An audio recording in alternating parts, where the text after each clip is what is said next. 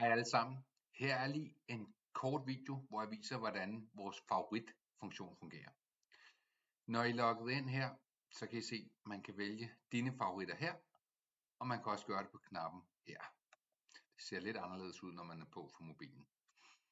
I kan se, at jeg har allerede tilføjet 2 favoritter herinde.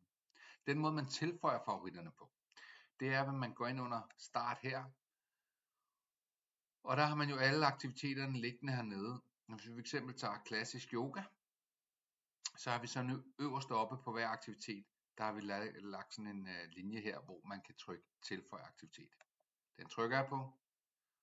Så kommer du lige over på en side, hvor der står, at vi har bekræftet, at vi har tilføjet den til din favoritliste, og så kan man gå videre til den. Så kom klassisk yoga på min favoritliste. Hvis jeg synes nu, er jeg ved at have for mange på min favoritliste, så trykker jeg bare fjern favorit.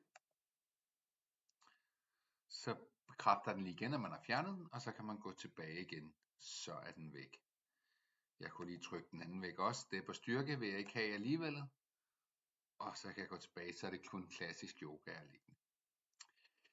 Så vi håber, at det gør det lidt lettere lige at vælge dem, man synes bedst om, og kunne komme hurtigt tilbage til dem. De lå som sagt her, når du er logget ind, så ligger de her på forsiden under dine favoritter her, og favoritter herover.